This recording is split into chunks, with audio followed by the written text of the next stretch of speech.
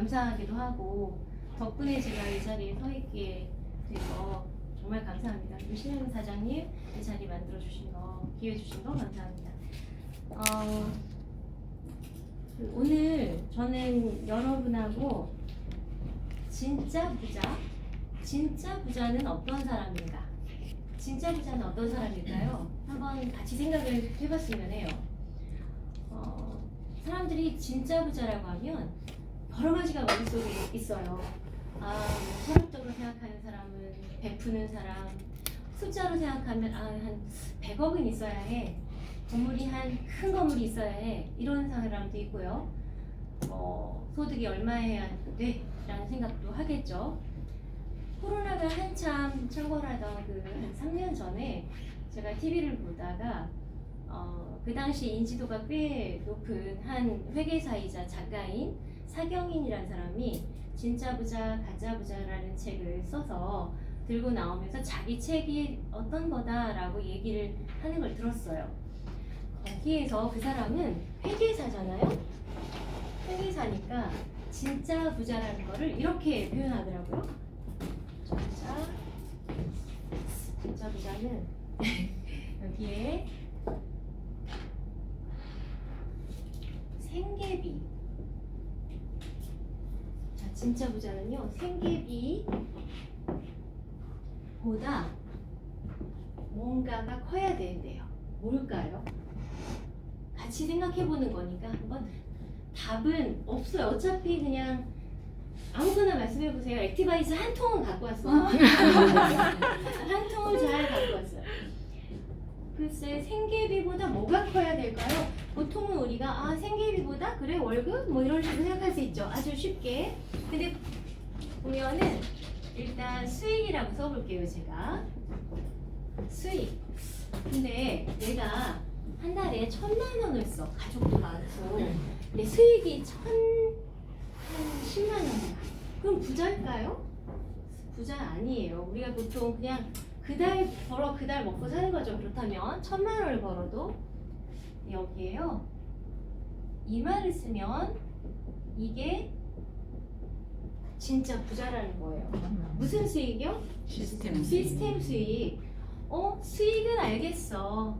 근데 시스템 수익이라고 하네요. 회계사가. 나는 시스템 수익은 없는데 작곡가도 아니고 책을 쓴 사람도 아니고 뭔가 내가 그렇게 그달 그냥 들어오는 건 없다. 이제 굉장히 막막하더라고요. 왜냐면 그때가 제가 3년 정도 전이니까 노후를 좀 적극적으로 준비를 해야 되는 때였어요. 이제 한 54, 5세 그 정도. 그래서 사실 제가 진짜 부자가 뭔지, 그리고 이 말을 듣고서 그 진짜 부자로 내가 향해서 가야겠다라는 생각 때문에 PM을 만났을 때 나 이거 기회다 라고 사업을 시작하게 된 거거든요. 아직은 너무 베이비 사업까지만 어쨌든 사업을 시작하게 됐어요. 그래서 한번 시스템 수익이라는 것이 무엇인지 약간 사전적인 정의 그걸 한번 말씀드려볼게요. 그 회계사는 이렇게 말했어요. 쉽게 풀어서 말하더라고요. 스스로 일을 하지 않을 때에도 시스템이 움직여서 창출하는 수익. 그러니까 자기가 자신의 노동을 직접 투입하지 않아도 시스템이 움직여서 창출하는 수익. 여러분도 동의하시죠? 내가 뭐 일을 안 했어. 저 같은 경우에 사실은 제가 비밀로 하려고 했는데 아까 수업 얘기하셨잖아요. 제가 수업을 뭐 아침 10시부터 방학 때는 저녁 10시까지도 할 수 있었겠죠? 그렇게 안 해요. 안 하고도 돈이 막 들어온다. 그래서 그런데 그런 시스템 수익이 여러분도 사실은 PM 외에도 있긴 있으셨을 거예요. 약간의 월세나 없을 수도 있지만 주식이 한참 광풍이 불 때는 나도 미국 주식 해볼까? 이러면서 배당금이 좋다는데 그래서 배당금도 좀 들어오고 그런 것도 다 시스템 수익이기는 해요.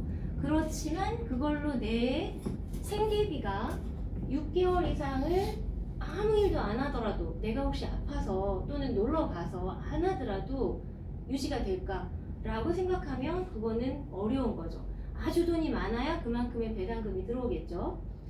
그래서 저는요,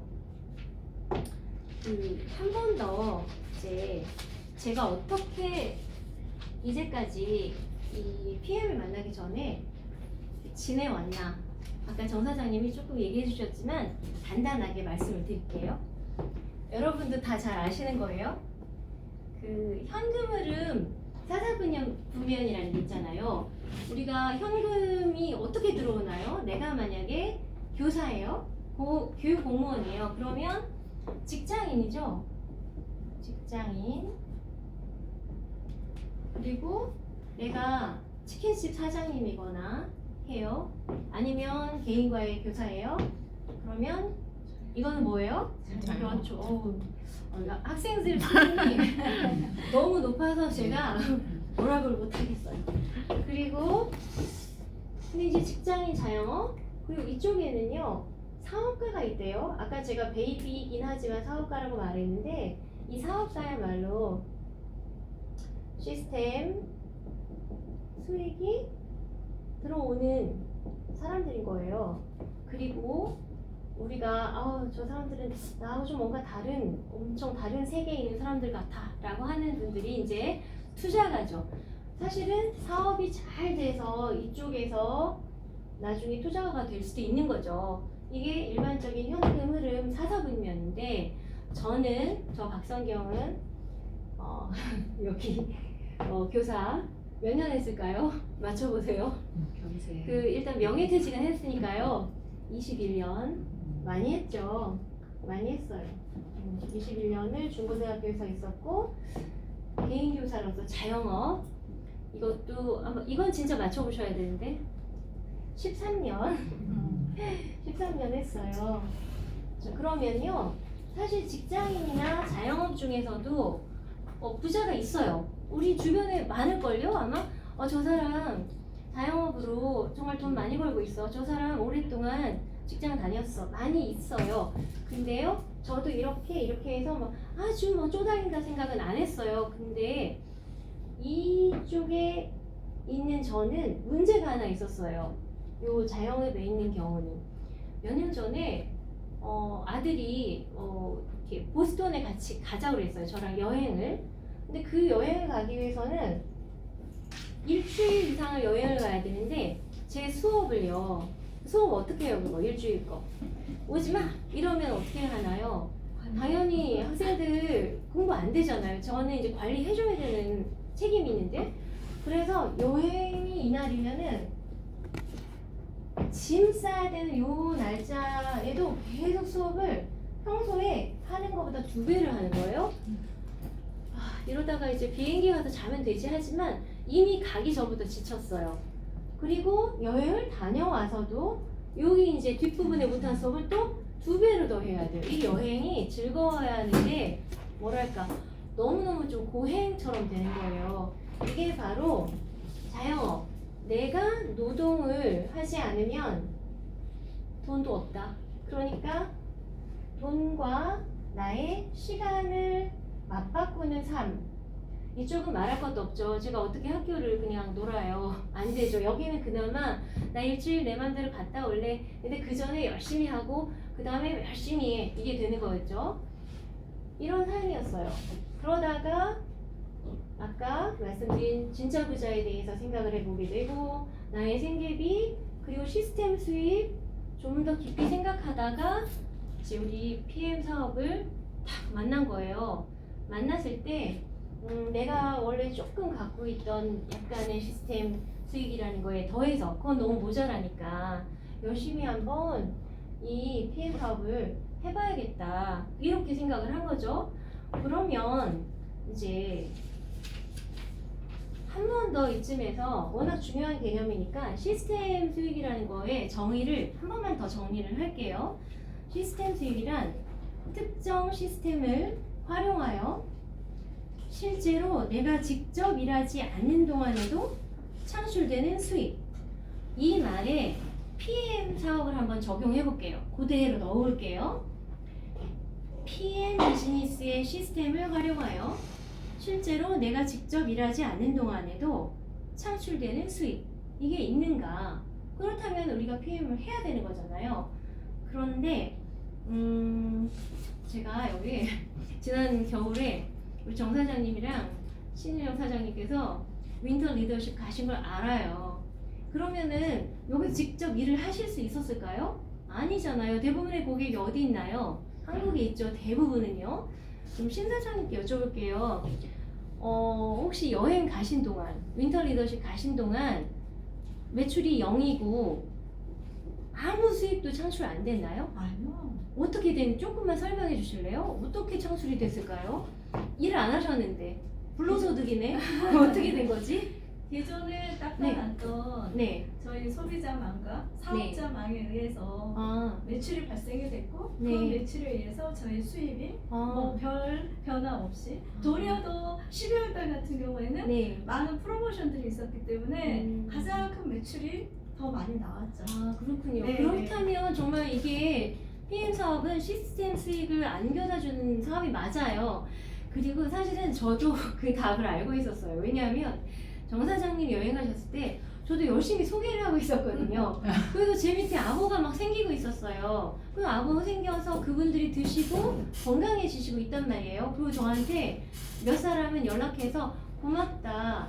이거 알려줘서 고맙다까지 얘기를 하셨거든요. 그래서 제가 봤을 때는 여러분이나 저나 PM 시스템을 통해서 진짜 부자가 가는 길로 잘 가고 있다. 그런 의미에서 박수를 한번 쳐주세요. 네, 여기까지 제 이야기인데요. 경청해 주셔서 감사하고요. 조금 한 가지만 이제 제가 약간 부연해서 말씀드리면요. 최근에 이제 우리 정 사장님이 제가 11월에 차를 샀다니까 깜짝 놀라셨어요. 차를 이제 우리는 자동차 수당이 있잖아요. 그래서 자동차를 이제 회사에서 어떤 규정하는 그 종류의 차만 사면 처음엔 저는 그게 유지비라고만 생각했는데 알고 보니까 뭐 자동차 가액만큼을 다 주면 그 다음에도 만약에 다 받았으면 12개월을 유보하고 그 다음에 13개월부터는 차를 또 바꾸면 또 그게 한꺼번에 받고 이렇더라고요. 그 자동차를 이제 바꿨어요. 거기까지는 그래도 이제 축하받고 잘했다 하시더라고요. 근데 얼마 전에 제가 집을 바꿨다니까 좀 황당해 하시더라고요. 근데 진짜 아니 무슨 PM 사업을 겨우 IMM을 하고 한 달에 제일 많이 받아도 자동차 수당까지 150만 원 정도 받으면서 집을 받고 말이 안 돼. 그러시겠지만 이거는 어떤 거였냐면요. 제가 예전부터 복잡한 곳 말고요. 대전에 연구단지 있어요. 연구단지 쪽에는 좀 낡은 아파트지만 한가하고 제가 좋아하는 동네가 있어요. 근데 거기를 가서 살고 싶은데 너무 제 일상 일은 학생들 많고 학원 가이고 이래야 여기 수학학원 갔다가 저한테도 오고 과학학원 갔다가 저한테도 오고 그렇잖아요. 그래서 할 수 없이 비싼 주거비를 내고 대전의 일종의 대치동이라는 둔산에 계속 살았거든요. 그리고 생각한 건 나는 한 몇 년 후에 정말 이 일을 스스로 은퇴를 할 때쯤 되면 이사를 그쪽으로 가고 싶다. 내가 원하는 한적하면서 좋은 곳으로 그랬는데 PM 사업을 하다 보니까 비전이 보였어요. 그래서 그걸 한 년 후가 아니고 적어도 2년 또는 4년, 뭐 멀면 4년 이 정도로 장기기로 마음을 먹고 집을 이제 다른 곳에 있었던 집을 매도하고 여기를 매수를 하게 됐거든요. 이 PM 사업은 우리가 상상하는 것 이상의 것을 우리에게 삶의 변화를 줄 수 있다. 그걸 저는 지금 일을 시작한 지 몇 개월 안 됐는데 알게 되었어요. 여러분 덕분이에요. 네. 감사합니다. 네.